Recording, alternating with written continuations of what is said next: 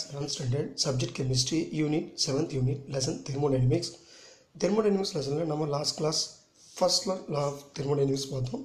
First law of thermodynamics படி பார்த்தீங்கன்னா energy can neither be created nor destroyed. அதாவது ஒரு வகை ஆற்றல் ஆக்கவோ அழிக்கவோ முடியாதுன்றது கான்செப்ட். ஆனால் one energy converted to another form of energy. So ஒரு எனர்ஜி வேறு ஒரு வகையில் அல்லது வேறு ஒரு வடிவத்தில் நம்ம மாற்ற முடியும் அப்படின்னு நம்ம சொல்லியிருக்காங்க. ஸோ அதனுடைய கான்செப்டை நம்ம என்ன பண்ணுறோம் இங்கே பார்க்குறோம். அடுத்து இந்த ஃபஸ்ட் லானுடைய எக்ஸ்பிளைன் தான் தெர்மோடைனமிக்ஸினுடைய செகண்ட் லா. ஸோ ஏன்னா அதனுடைய விரிவாக்கம் தேவைப்படுது. பொதுவாக one energy converted to another form சொல்லியிருக்காங்க. ஆனால் எந்த வழியில் அந்த எனர்ஜி கன்வெர்ட் ஆகுதுன்றதை சொல்லலை. ஸோ அதனால் செகண்ட் லா தெர்மோடைனமிக்ஸ் தேவைப்படுது. ஸோ எக்ஸாம்பிளுக்கு ஒன்று கொடுத்துருக்காங்க. அதன்படி a glass of hot water over time loses heat energy to the surrounding and becomes cold. பொதுவாகவே ஹாட் கிளாஸ் ஆர் ஹாட் இருக்கிற வெப்பம் உள்ள ஒரு பொருள் தானாக என்ன ஆகும், லாஸ் ஆகி எனர்ஜி லாஸ் ஆகி கோல்ட் ஆகும். இது சரௌண்டிங்க்கு எனர்ஜியை ரிலீஸ் பண்ணுது. ஸோ இது ஸ்பான்டேனியஸ் ப்ராசஸ் சொல்லுவோம், தன்னிச்சையாக நடக்கக்கூடியது. அடுத்து when you mix hydrochloric acid with sodium hydroxide, hydrochloric acid HCl sodium NaOH mix பண்ணும்போது கன்வெர்டட் டு ப்ராடக்டாக மாறும்போது சோடியம் குளோரைட் ஆகும், வாட்டராகவும் மாறுதும். இந்த மாதிரி ரியாக்ஷனில் பார்த்தீங்கன்னா எவல்யூஷன் ஆஃப் ஹீட். ஸோ ஹீட்டை எலிவேட் பண்ணுது. ஸோ பொதுவாக என்ன பண்ணோம், இது எக்ஸோதெர்மிக் ரியாக்ஷன் அப்படின்னு சொல்லலாம். எக்ஸோதெர்மிக் ரியாக்ஷனில் ரெண்டு பொருள் ஆட் பண்ணும்போது நியூட்ரலைசேஷன் ஆகுது, acid and base give the some heat. So அந்த ஹீட் தான் நம்ம என்ன சொல்கிறோம், எக்ஸோதெர்மிக் அப்படின்னு சொல்கிறோம். நெக்ஸ்ட் என்ன சொல்கிறோம் பாருங்கள், இன் போத் திஸ் ப்ராசஸ், இந்த ரெண்டு ப்ராசஸில் ரெண்டு நிகழ்வுகளையும் பார்த்தீங்கன்னா டோட்டல் எனர்ஜி கன்சர்வ்டு. பொதுவாக எனர்ஜி ஹாட்டாக இருக்கிற பொருள் கோல்டாக மாறுதும், அதே போல் ஆசிட் பேஸ் மிக்ஸ் ஆகும்போது கோல்டாக இருக்கிறது எக்ஸோதெர்மிக் கொடுத்து ஹாட்டாக மாறுதும். இது நிகழ்வு இயல்பானது, ஸ்பான்டேனியஸ் ப்ராசஸ் சொல்லுவோம். அவர் the reaction reverse process. So இந்த வினைகள், அதாவது இந்த ரியாக்ஷனுடைய ரிவர்ஸ் ப்ராசஸ் என்னவா இருக்கும், எப்படி இருக்குன்றதை நம்ம கன்சிடர் பண்ணி இமேஜினியாக கன்சிடர் பண்ணோம்னா, எக்ஸாம்பிளுக்கு cold water become hot water by absorbing heat. அப்போ கோல்டு வாட்டர் நம்ம ஹாட் வாட்டராக மாற்ற முடியும். ஆனால் இது தானாக நிகழ்றதில்லை. நாம் என்ன பண்ணுறோம், சரௌண்டிங்லேருந்து வெப்பத்தை கொடுக்கும்போது cold water converted to hot water. அதே போல் இன்னொரு ப்ராசஸ் ஒன்றும் இல்லையா, அதனுடைய ப்ராசஸ்னால் the change does not occur spontaneously under the driven by supplying energy. So இந்த நிகழ்வு தானாக நடக்காது. கோல்டு வாட்டரை ஹாட்டாக மாற்றணும்னா நாம் என்ன பண்ணணும், எனர்ஜி சப்ளை பண்ணணும். ஆகதான் அப்போ தான் என்ன பண்ணும், அது ஹாட்டாக மாறும். இது நான் ஸ்பான்டேனியஸ் சொல்லுவோம். நான் ஸ்பான்டேனியஸ் மீன்ஸ் தூண்டுதல், தன்னிச்சையற்றது, தானாக நடக்கூடியதில்லை. நாம் என்ன பண்ணுறோம், செய்ய வைக்கிறோம்னு கூட சொல்லலாம். நம்முடைய செயல்பாட்டினால உருவாக்கக்கூடியது நான் ஸ்பான்டேனியஸ். அதே போல் சோடியம் ஹைட்ராக்சைடும் நம்ம என்ன பண்ணோம், HCl உருவாக்கும் போது எக்ஸோதெர்மிக் செயல்படுது. இப்போ திரும்ப நம்ம சோடியம் ஹைட்ராக்சைடாக உருவாக்கணும். சோடியம் குளோரைட்லேருந்து சோடியம் ஹைட்ராக்சைடாக அதான் பண்ணுறோம், சோடியம் ஹைட்ராக்சைடாக கன்வெர்ட் பண்ணோம்னா எவ்வளோ எனர்ஜி ரிலீஸ் ஆச்சோ அவ்வளோ எனர்ஜி அப்சர்வ் ஆகி திரும்ப உருவாகும். இதை நாம் தான் என்ன பண்ணணும், செயல்படுத்தணும். ஸோ இது ரிவர்சபிள் ரியாக்ஷன் இருக்காது. ஸோ இந்த மாதிரியான ரியாக்ஷனுக்கு ரிவர்சபிளாக கொண்டு போகிறதுக்கு நான் ஸ்பான்டேனியஸும், இயல்பாக நடக்கிறது என்ன பண்ணுவோம், ஸ்பான்டேனியஸ்னு சொல்லுவோம். இது இயல்பாக நடக்கிறது ஃபீசிபிலிட்டி அப்படின்னு சொல்லுவோம். நாம் செய்யக்கூடியது நான் ஸ்பான்டேனியஸ் ப்ராசஸ் எல்லாமே நான் ஃபீசிபிலிட்டி. சாத்தியக்கூறு உள்ளது, சாத்தியக்கூறு அற்றதுன்னு கூட சொல்லலாம். அதாவது சாத்தியப்படும். இப்போ எப்படி சாத்தியப்படும், ஹாட் வாட்டர் கோல்டாக மாறும், இது சாத்தியப்படும். அது இயல்பானது, ஸ்பான்டேனியஸ் ப்ராசஸ். ஆனால் கோல்டு வாட்டர் ஹாட்டாக மாற்றணும்னா நாம் என்ன பண்ணோம், எனர்ஜியை கண்டிப்பாக செலுத்தணும். ஸோ ஆக இது நான் ஸ்பான்டேனியஸ், நான் ஃபீசிபிலிட்டி. ஸோ இந்த கான்செப்ட் நீங்கள் ஞாபகம் வச்சுக்கணும். அடுத்து various statement of the second law of thermodynamics. So இங்கே செகண்ட் லான்றது இன்னும் நம்ம பார்க்கல. பொதுவாக ஃபஸ்ட் லானுடைய வழிமுறைகளை நம்ம இன்னும் சரியாக அறியல. அதாவது ஃபஸ்ட் லா படி one energy converted to another energy சொன்னாங்க தவிர விச் இஸ் வே, எந்த வழியில் அது நடக்குதுன்றதை சொல்லலை. ஸோ அதை பற்றின விஷயங்களை சொல்கிறது தான் செகண்ட் லா ஆஃப் தெர்மோடைனமிக்ஸ். இந்த கான்செப்ட் சுருக்கமாக புரிஞ்சுங்க. ஒரு ஆற்றல் ஒரு வகையில் இன்னொரு வகையில் மாறுது. அந்த மாதிரி மாறுற வழிமுறையை சொல்கிறதா செகண்ட் தெர்மோடைனமிக்ஸ் லா. ஸோ இந்த கான்செப்ட் ஞாபகம். அதுபடி ஃபர்ஸ்ட் கான்செப்ட் என்ட்ரோபி. ஸோ என்ட்ரோபின்ற ஒரு கான்செப்டை இன்ட்ரடியூஸ் பண்ணுறாங்க. Second law of thermodynamics introduce another state function called entropy. Entropy is a measure of the randomness அப்படின்னு சொல்லலாம், டிஸார்டர் வேல்யூன்னு சொல்லலாம். ஸோ அதன்படி பாருங்கள், மாலிகுலர் டிஸார்டர் ஆஃப் எ ரேண்டம்னஸ்ன்றது ஜிக்ஸாக்காக நம்ம சொன்னோம் இல்லையா, ப்ரௌனியன் மூமெண்ட்டில் ஜிக்ஸாக்காக அது மாலிகுல் வந்து மூவ் ஆகுதுன்னு சொல்லுவோம். அதுபோல் பொதுவாக ஒரு ரியாக்ஷன் நடக்கும்போது ரியாக்ஷன் முடிஞ்சதுக்கப்புறம் பார்த்திங்கன்னா பழைய நிலைமை இல்லாமல், அதாவது ஓல்டு பொசிஷன் இல்லாமல் டிஃப்ரெண்ட் பொசிஷனில் மாலிகுல் ஷிஃப்ட் ஆகிருக்கும். இந்த டிஃப்ரெண்ட் பொசிஷனில் ஷிஃப்ட் ஆனது கண்டிப்பாக டிஸார்டராக தான் இருக்க முடியும். ஆர்டராக இருக்கிற பொருள் உடச்சதுக்கப்புறம் என்ன ஆகுது, டிஸார்டராக மாறுது. ஸோ அதே போல் கெமிக்கல் ரியாக்ஷன் நடக்கும்போது ஏற்கனவே இருக்கிற ஆர்டர் கண்டிப்பாக என்ன இருக்கும், மாறி இருக்கும். இதான் வந்து டிஸார்டர்னு சொல்லுவோம். இந்த டிஸார்டர்னுடைய மெஷர்மெண்ட் வேல்யூ தான் என்ட்ரோபி. ஸோ ஞாபகம் வச்சுங்க, ஒரு ரியாக்ஷன் நடக்கும்போது ஒரு ரியாக்ஷனுக்கு அப்புறம் கிடைக்கக்கூடிய மாலிகுலுடைய ஆர்டர் வேல்யூ டிஸார்டராக அமைஞ்சிருக்கு, முன்னே இருந்தது போல் இல்லாமல். ஸோ எந்த அளவுக்கு அது டிஸார்டர் ஆகிருக்கோ அந்த மெஷர்மெண்ட் வேல்யூ தான் என்ட்ரோபி. ஸோ மறுபடியும் சொல்கிறேன். ஸோ என்னுடைய வேல்யூ நம்ம கேல்குலேட் பண்ணோம்னா, சரி சார், ஒரு பொருள் வந்து ரியாக்ஷன் நடந்து ப்ராடக்டாக மாறிடுச்சு. இப்போ ப்ராடக்ட்லேருந்து என்ன பண்ணுறோம், ரியாக்டண்ட்டாக கொண்டு வரோன்னு வச்சுங்க. இது தன்னிச்சையாக நடக்காது, ஸ்பான்டேனியஸ் ப்ராசஸ் கிடையாது, பட் நான் ஸ்பான்டேனியஸ் ப்ராசஸ் தான். அப்போ நாம் என்ன பண்ணுறோம், எனர்ஜி கொடுத்து பழைய நிலை கொண்டு வரோம். அப்போ கொண்டு வந்தோம்னா எவ்வளோ தூரம் அதனுடைய சேஞ்சஸ் இருக்குது, அதாவது டிஸார்டர் ஆனது எவ்வளோ அப்படின்றத நம்ம கேல்குலேட் பண்ண முடியும். ஸோ அதை தான் நான் சொல்லியிருக்கேங்க. அந்த மாதிரி கொண்டு வரும்போது ஒரு குறிப்பிட்ட அளவு மாற்றத்தை டிஎஸ் என்ட்ரோபி வேல்யூ ரிவர்சபிளாக கொண்டு வரும். ஸோ திரும்ப கொண்டு வரும்போது தான் எவ்வளோ மாறிட்டுன்னு சொல்ல முடியல. ஸோ அதுதான் என்னதுங்க, d Q reversible by temperature. So same டெம்பரேச்சரில் பயன்படுத்தும் போது கிடைக்கக்கூடியது இதான் வந்து என்ட்ரோபி அப்படின்னு சொல்லுவோம். ஸோ என்ட்ரோபியினுடைய ஸ்டேட்மெண்ட் என்ன சொல்லுது அப்படின்னா, the second law of thermodynamics can be expressed in terms of entropy. The entropy of an isolated system increases during a spontaneous process. So பொதுவாக ஸ்பான்டேனியஸ் ப்ராசஸுக்கு இந்த ஐசோலேட்டட் சிஸ்டம் பண்ணும்போது என்ட்ரோபி வேல்யூ கண்டிப்பாக increase ஆகிட்டே இருக்கும். ஏன்னா ரியாக்ஷன் நடந்தால் molecule ப்ராடக்டாக மாறும்போது வெவ்வேறு விதமான ப்ராடக்ட் உருவாகிட்டே இருக்கும். கண்டிப்பாக ஆர்டர் என்ன பண்ணும், கன்வெர்ட் ஆகிட்டு போயிட்டு டிஸார்டராக உருவாகிட்டே இருக்கும். ஸோ இது வந்து பொதுவாக இர்ரிவர்சபிள் ரியாக்ஷனுக்கு மட்டும் இது பொருந்தும், இன்க்ரீஸ் ஆகிறது. ஏன்னா ரிவர்சபிள் போது திரும்ப பழைய நிலைக்கு கொண்டு வரும்போது அதனுடைய ஆர்டர் என்ன பண்ணுறோம், கொண்டு வரோம், டிஸார்டர்லேருந்து ஆர்டர் கொண்டு வரோம். அப்போ ரிவர்சபிள் ரியாக்ஷனுக்கு மறுதலையாகவும், அதாவது வைஸ் வெர்ஸாகவும், அதே போல் இர்ரிவர்சபிள் ப்ராசஸுக்கு இன்க்ரீஸ் ஃபேக்டரும் அமைஞ்சிருக்கும். ஸோ அந்த கான்செப்ட் தான் இங்கே சொல்கிறாங்க. For an irreversible process such as spontaneous expansion of case.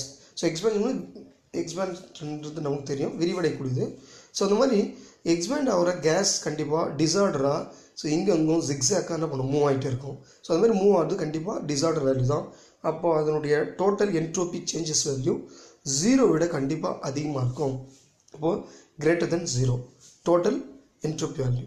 இப்போ நம்ம இந்த ரியாக்ஷனை கன்சிடர் பண்ணுறோன்னா லெபார்ட்டரி அண்ட் சரௌண்டிங் ரெண்டுத்தையும் என்ன பண்ணுவோம், சேர்ந்து தான் சொல்ல முடியும். அப்போது லெபார்ட்டரியில் சிஸ்டத்தில் டெல்லிஸ் வேல்யூ ப்ளஸ் சரௌண்டிங் இதிலிருந்து எவ்வளோ எனர்ஜி ஷிஃப்ட் ஆச்சு, அதனுடைய மாலிகுலிருந்து எடுத்துக்கிச்சு அப்படின்றத மொத்த டோட்டல் கொண்டோம்னா டோட்டல் என்ட்ரோபி விட கண்டிப்பாக அது குறைவாக இருக்கும். ஏன்னா சிஸ்டம் சரௌண்டிங் கொடுத்தாலும் சரௌண்டிங்கினுடைய டோட்டல் வேல்யூ, ஸோ இது வந்து என்னதுன்னா ரிவர்சபிள் ப்ராசஸ் கிடையாது, இர்ரிவர்சபிள். அப்போ இன்க்ரீஸ் ஆகிட்டே இருக்குது. நம்ம எதிர்பார்க்கறத விட இன்னும் கூட அதிகமாக என்ட்ரோபி, அதாவது டிஸார்டர் ஆகிட்டுருக்கோம். ஸோ அதனால் கண்டிப்பாக total entropy value system and surrounding விட அதிகமாக இருக்குன்றது கான்செப்ட். இது இர்ரிவர்சபிள், திரும்ப பெற முடியாத வினைகளுக்கு மட்டும். நெக்ஸ்ட்டு, அப்போது யூனிவர்ஸுடைய வேல்யூ என்ட்ரோபி வேல்யூ ஹையராக இருக்கும், சிஸ்டம் அண்டு சரௌண்டிங் கூட்டினாலும் கூட அதை விடவும் ஹையராக இருக்கும். Next, for reversible process, in case reversible process தான் இப்போ எப்படி நம்ம ஐஸ் வந்து மெல்ட் பண்ணலாம், திரும்ப சாலிடாக மாற்ற முடியும். இந்த மாதிரி ரிவர்சபிள் ப்ராசஸ்க்கு எல்லாமே பார்த்திங்கன்னா எவ்வளோ எனர்ஜி எடுத்துக்கிச்சோ அவ்வளோ எனர்ஜி திரும்ப என்ன பண்ணுவோம், கொடுத்துரும். ஸோ அப்படி கொடுக்கும்போது நமக்கு சரௌண்டிங்கினுடைய என்ட்ரோபி வேல்யூவும் சிஸ்டனுடைய என்ட்ரோபி சமமாக இருக்கும். ஆக அப்போது யூனிவர்ஸினுடைய வேல்யூ 0வாக இருக்கும். ஸோ இது ஈக்லிபிரியம் ரியாக்ஷன், ரிவர்சபிள் ரியாக்ஷனுக்கு மட்டும் இது பொருந்துன்றதை எங்கள் கான்செப்டாக சொல்கிறாங்க. அடுத்து இன்னொரு ஸ்டேட்மெண்ட், கெல்வின் பிளாங்க் ஸ்டேட்மெண்ட். இப்போ சொன்னது என்ட்ரோபி ஸ்டேட்மெண்ட் மட்டும், அடுத்து சொல்கிறது கெல்வின் பிளாங்க் ஸ்டேட்மெண்ட். ஸோ இவருடைய கான்செப்ட் என்ன சொல்கிறேன்னா, it is impossible to construct a machine that observe heat from hot source and converts it completely into work by a cyclic process with transferring a part of heat to cooled zinc. So முக்கியமாக இந்த concept என்னென்னா, it is impossible to construct. பொதுவாக ஒரு machine நாம் எவ்வளோ energy கொடுக்குறோமோ அல்லது அது எவ்வளோ அப்சர்வ் பண்ணுதோ ஹீட்டு, அதனுடைய மொத்த அப்சர்விங் ஹீட்டினுடைய முழு அளவையும் டோட்டல் வேல்யூவும் does not convert to work, முழுவதும் என்ன பண்ணாது, ஒர்க்காக மாற்ற முடியாது. ஸோ அல்லது அது மாதிரி என்ன பண்ண முடியாது, உருவாக்க முடியாது. ஸோ அதை ஒன்று 100% சொல்லியிருக்காங்க பாருங்க. ஸோ என்ன சொல்கிறாங்கன்னா, ஃப்ரிக்ஷனல்ஸ் engine cannot convert to 100% of its input heat into work. பொதுவாக நம்ம கொடுக்குற 100% ஹீட்டும் முழுமையான value total value convert to ஒர்க்காக cannot be changes, கண்டிப்பாக மாற்றவே முடியாது. என்ன காரணம் அப்படின்னா, இப்போ எக்ஸாம்பிளுக்கு 1 லிட்டர் பெட்ரோல் நம்ம என்ஜினுக்கு நம்ம பெட்ரோல் பைக்குக்கு போகிறோன்னா, அந்த பைக் 1 லிட்டர் பெட்ரோல் எவ்வளோ ஒர்க் கொடுக்க முடியுமோ அதனுடைய மொத்த ஒர்க்கும் அது கொடுக்குறதில்ல, கொஞ்சம் தன்னுடைய அதாவது என்ன சொல்கிறேன் இட் செல்ஃப் சேஞ்சஸ்க்காக கொஞ்சம் எனர்ஜி எடுத்துக்குது. ஸோ இந்த கான்செப்ட் நீங்கள் ஞாபகம் வச்சுங்க. ஆக கண்டிப்பாக நம்ம 100% சைக்கிளிக் ப்ராசஸில் 100% எனர்ஜியை முழுமையாக totally does not converted to work, இது ஞாபகம் வச்சுங்க. இதை வந்து கார்னாட் என்ற சயின்டிஸ்ட்டு சொன்னார். ஸோ அதனால் Carnot on analysis of heat engines found that maximum efficiency heat engine which operates reversibly differs only on the two temperature between which it is operated. அப்போ பொதுவாக இனிஷியல் இருக்கிற டெம்பரேச்சர், ஃபைனல் இருக்கிற temperature, so இந்த ரெண்டு டெம்பரேச்சருடைய இடையில் எவ்வளோ changes இருக்குன்றதை measure பண்ணி அதோடைய எஃபிஷியன்ஸை கேல்குலேட் பண்ண முடியும். ஆனாலும் 100% கண்டிப்பாக என்ன பண்ணாது, எனர்ஜி நமக்கு ஒர்க்காக மாற்றி கொடுக்குற என்ஜின் உருவாக்க முடியாது. இது வந்து கான்செப்ட். ஸோ அப்படி பாருங்கள், எஃபிஷியன்சி என்ஜினோட efficiency equal to work performed by heat absorbed. So heat absorbed எவ்வளோ ஹீட் அப்சர்வ் ஆச்சு, எவ்வளோ ஒர்க் நடந்தது, இதனுடைய டிவைட் தான் நமக்கு எனர்ஜி, அதாவது எனர்ஜினுடைய எஃபிஷியன்சி. ஸோ மிஷினுடைய எஃபிஷியன்சின்னு சொல்லலாம். இதில் வந்து ஹீட்டான்ற சிம்பிளில் கொடுக்குறோம், QH minus QC and QH. இது அப்சர்விங், Qன்றது அப்சர்விங் ஹீட்டு, மேலே final heat initial heat. So அப்போ என்ன பண்ணுறோம், ஃபைனல் ஹீட்டுன்னு இனிஷியல் ஹீட்டை கழிக்கும் போது நமக்கு கிடைச்சிடும். So heat absorbed from the hot reservoir, அதே போல் heat transfer to cold reservoir. So இந்த கான்செப்ட் ஞாபகம் வச்சுங்க. இப்போ நமக்கு QH தனியாகவும் QC தனியாகவும் பிரிக்கலாம். அப்போ QH டிவைட் பண்ணால் 1 கிடைக்கும், QC அப்படியே இருக்குது. ஸோ இந்த கான்செப்ட் நம்ம என்ன பண்ணுறோம்னு சொன்ன மாதிரி ரிவர்சபிள் ரியாக்ஷன் இருந்தால், சைக்கிளிக் ப்ராசஸ் இருந்தால் யூனிவர்சல் வேல்யூ கண்டிப்பாக என்ன பண்ணாது, சேஞ்சஸ் ஆகாது. ஏன்னா ரிவர்சபிள், திரும்ப எவ்வளோ டிஸார்டர் ஆச்சோ அதை ஆர்டராக மாற்றி கொண்டான வழி தான் வந்து என்னது ரிவர்சபிள் ப்ராசஸ். ஸோ அதனுடைய கான்செப்ட் கொடுத்துருக்காங்க. ரிவர்சபிள் ப்ராசஸ் பொறுத்த வரைக்கும் சிஸ்டம் சரௌண்டிங் ரெண்டுத்தினுடைய வேல்யூ திரும்ப ரீஅகைன் வரும்போது 0 மாற்றத்தில் இருக்கும்.